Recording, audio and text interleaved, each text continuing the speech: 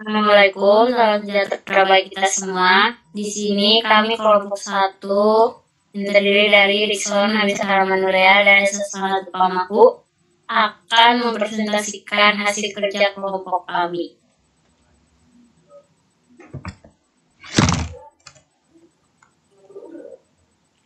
Tema yang kami angkat yaitu audit teknologi informasi menggunakan framework COVID 4.1 pada PT Lestari Giat Jaya dengan menggunakan domain DS atau Delivery and Support dan ME Monitoring and Evaluation.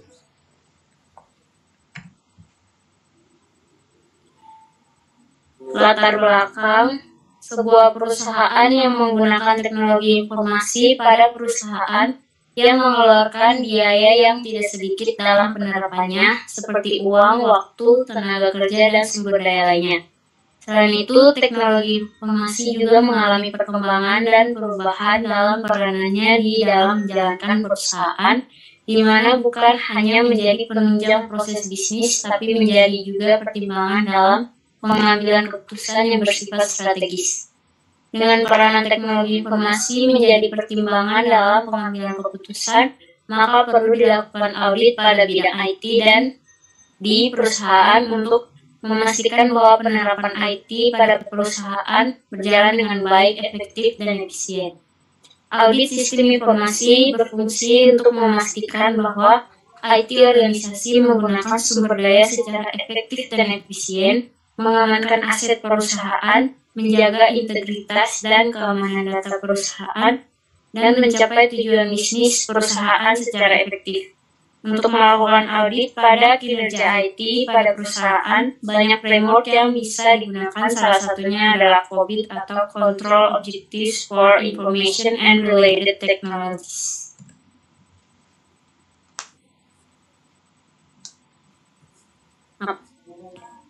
Tujuan penelitian yaitu tugas ini bertujuan untuk pertama mengetahui seberapa besar skor perusahaan dalam audit COVID 4.1.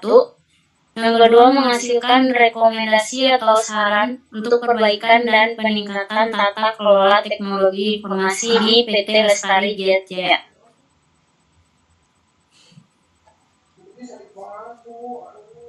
Tim yang dibahas pada proyek ini yaitu yang pertama COVID 4.1 merupakan model standar pengelolaan IT yang dikembangkan oleh Information Technology Governance Institute dari Information System Audit dan Control Association.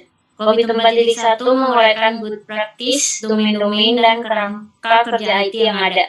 Dalam COVID 4.1 terdapat kontrol terhadap proses yang dikelompokkan ke dalam 4 area, yaitu Plan and Organize atau PO, Acquire and Implement AI, Deliver and Support DS, dan Monitor and Evaluate ME.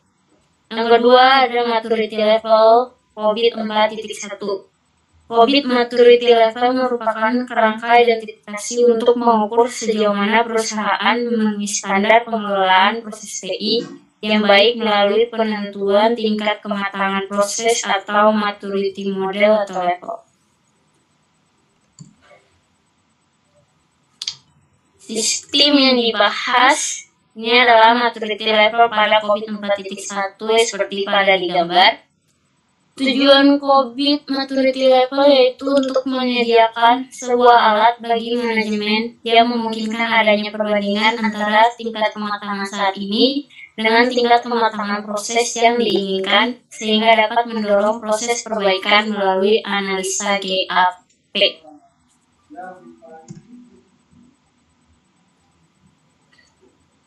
Contoh gambar COVID 4.1 dan maturity model pada COVID versi 4.1. Yang ini ada gambar pertama. IT Resource, Plan and Organize, Deliver and Support, Monitor and Evaluate. Gambar kedua ini indeks keterangannya 0,0.49 dengan level 0, keterangannya 0, non-existent, indeks keterangan 0.50 sampai 1.49 dengan level 1, keterangan 1 inisial atau ad hoc. Yang ketiga 1.50 sampai 2.49, level 2, keterangan 2 repeatable but intuitive. Yang keempat 2.50 sampai 3.49 dengan level 3 dengan keterangan 3 define process.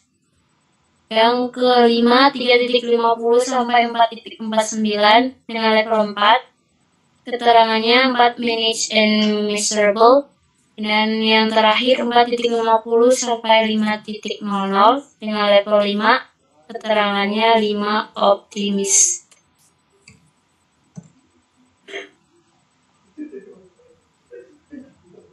Terus metode penelitian, langkah-langkah metode penelitian audit sistem pada proyek ini yaitu yang pertama wawancara, yang kedua memahami strategi, ketiga melakukan mapping, keempat mengukur tingkat kedewasaan, kelima validasi data, dan terakhir kesimpulan dan syarat.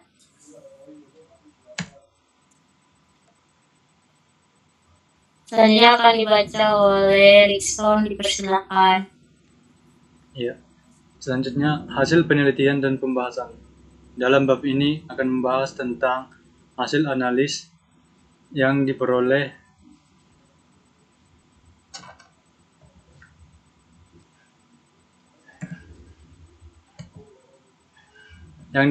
oleh kami yang ditinjau secara kualitatif dan kuantitatif. Analisis data mencakup tentang penerapan dan pengukuran tingkat kinerja kematangan terhadap domain COVID, DS, dan ME. Data awal didapat dengan cara wawancara dan kuesioner. Kriteria pengukuran dalam proses evaluasi yang dilakukan terhadap domain, DS, dan ME di PT Lestari Giat Jaya adalah sebagai berikut.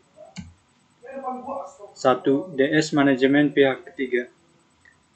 A. DS manajemen pihak ketiga, kebutuhan untuk memastikan bahwa layanan yang diberikan oleh pihak ketiga atau pemasok, vendor, dan mitra memenuhi kebutuhan persyaratan proses bisnis manajemen pihak ketiga yang efektif. Proses ini dilakukan dengan jelas, mendefinisikan peran, tanggung jawab, dan harapan dalam perjanjian pihak ketiga, serta meninjau dan memantau perjanjian tersebut untuk efektivitas dan kepatuhan.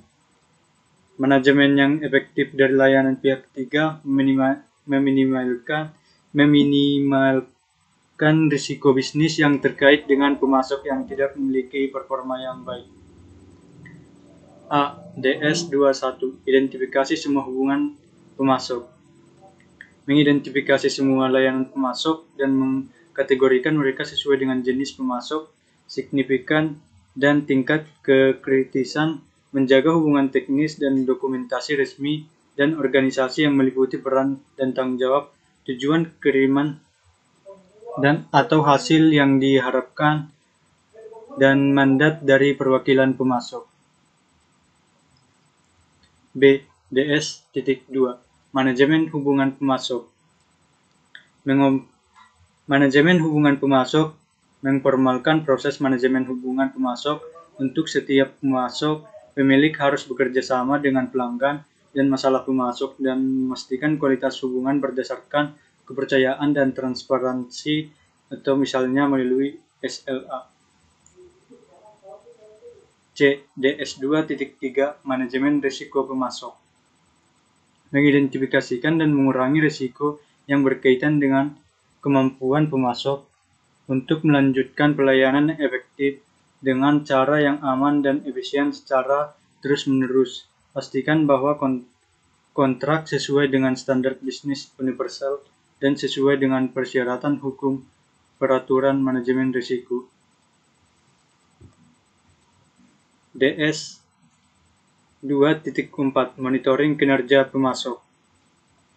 Menetapkan proses untuk memantau layanan agar memastikan bahwa pemasok telah memenuhi kebutuhan bisnis saat ini dan terus akan mematuhi perjanjian kontrak dan SLA dan kinerja yang kompetitif dengan pemasok alternatif dan kondisi pasar. 2. DS11 mengelola data. A. Yaitu manajemen data yang efektif membutuhkan identifikasi kebutuhan data.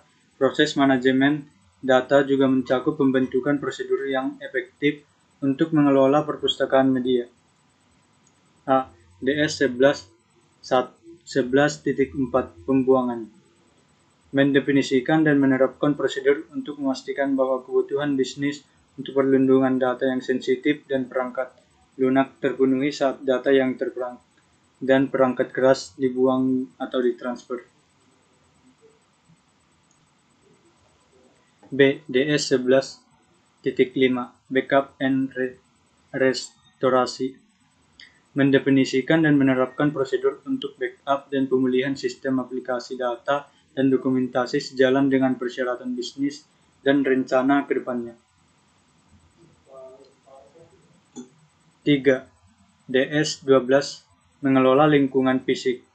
Dalam mengelola lingkungan fisik, perlindungan untuk peralatan komputer dan personil membutuhkan fasilitas fisik yang dirancang dengan baik dan dikelola dengan baik. Proses dari mengelola lingkungan fisik meliputi pendefinisian kebutuhan situs fisik, memilih fasilitas yang tepat, dan merancang proses yang efektif untuk memantau faktor lingkungan dan pengelolaan akses fisik. DS 12.2 Ukuran keamanan fisik mendefinisikan dan menerapkan langkah-langkah keamanan fisik sejalan dengan kebutuhan bisnis untuk mengamankan lokasi dan aset fisik.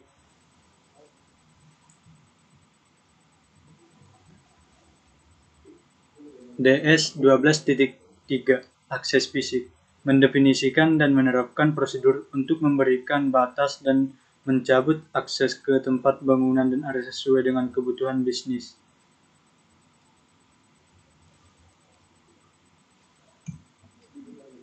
4. ME4 menyediakan IT governance, yaitu membangun kerangka kerja yang efektif termasuk mendefinisikan struktur organisasi, proses, kepemimpinan, peran dan tanggung jawab untuk memastikan bahwa investasi TI selaras dan disampaikan sesuai dengan strategi perusahaan dan tujuan perusahaan. A. ME4.4 Manajemen sumber daya.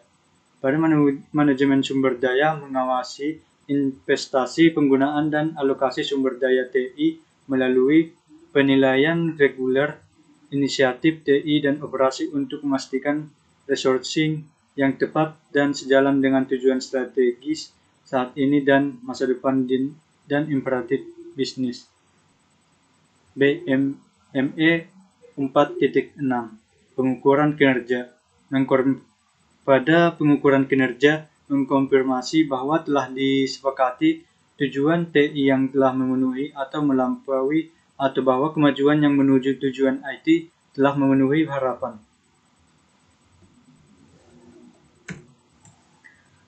Lanjut ke penilaian. Detail penilaian subdomain DS manajemen pihak ketiga. Hasil perhitungan dari domain DS2 adalah seperti tampilan pada tabel berikut. Ada domain DS 2.1 dengan keterangan identifikasi semua hubungan pemasok. Hasil perhitungan yaitu hasilnya 1. DS 2.2 dengan keterangan manajemen hubungan pemasok. Hasil perhitungan 2. Domain DS 2.3 keterangan manajemen risiko pemasok. Hasil perhitungan 1. DS 2.3 keterangan manajemen risiko pemasok. Hasil perhitungan 1. DS 2.4 keterangan monitoring kinerja pemasok. Hasil perhitungan 2. Rata-rata 1,5. Diambil dari hasil perhitungan yaitu 6 dibagi dengan domain yaitu 6 dibagi 4 dengan hasilnya yaitu 1,5. Jadi rata-rata untuk domain DS2 yaitu 1,5 atau 1.5. DS11 mengelola data. Hasil perhitungan dari DS11 adalah seperti tampilan pada tabel berikut. Domain DS11.4 keterangan pembuangan. Hasil perhitungannya 2. DS11.5 keterangan backup dan restorasi. Hasil perhitungan 2. Jadi hasil perhitungan 4 dibagi dengan domain dengan 2 domain, yaitu 4 bagi 2 sama dengan 2, rata-rata hasil domain DS11 yaitu 2. Lanjut ke DS12. Mengelola lingkungan fisik. Hasil perhitungan dari DS12 adalah seperti tampilan pada tabel berikut. Domain DS12.2 keterangan ukuran keamanan fisik. Hasil perhitungannya 1. DS12.3 keterangan akses fisik. Hasil perhitungannya 2. Hasil perhitungannya dikalkulasiin 3 dibagi domain 2 yaitu 1.5. Rata-rata dari DS12 yaitu 1.5. ME4 menyediakan IT governance.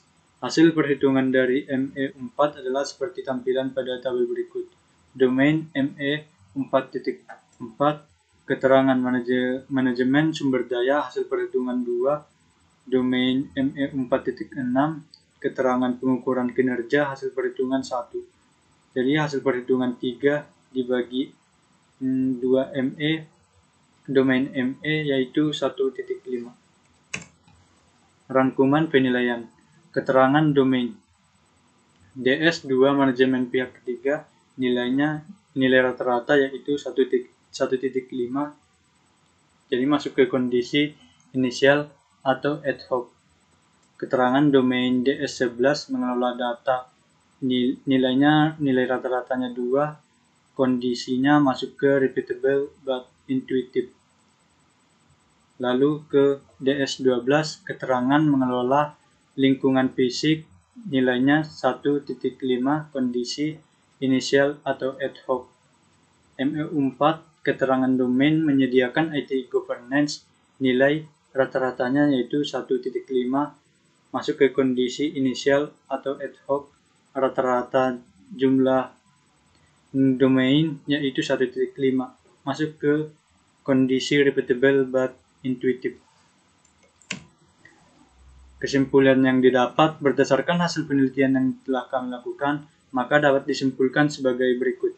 1. Perusahaan telah menetapkan tata kelola teknologi pada level repeatable but intuitive, yang artinya PT Lestari Gat Jaya memiliki tata kelola teknologi yang masih kurang atau masih di bawah rata-rata. 2. Dari seluruh domain yang diauditkan, seluruhnya mendapatkan nilai yang kurang bagus. Penyebabnya adalah kurangnya perhatian dan investasi perusahaan pada bidang TI perusahaan. Saran dari kami dari hasil penelitian yang telah kami lakukan, maka kami memiliki beberapa saran atau rekomendasi yang memungkinkan dipertimbangkan oleh perusahaan untuk memperbaiki tata kelola teknologi informasi pada PT Lestari Gat Jaya. Saran-saran tersebut antara lain: 1. Mempersiapkan SDM untuk mengembangkan TI-nya lebih lanjut lagi. 2. Mengevaluasi kembali TI perusahaan untuk memperbaiki kinerja TI-nya. Karena berdasarkan penilaian kami, PT Lestari Gat Jaya masih memiliki skor yang kurang bagus dalam penilaian COVID 4.1. Sekian presentasi dari kami. Mohon maaf jika ada kesalahan atau ucapan yang kurang mengenakan di hati. Kami ucapkan terima kasih.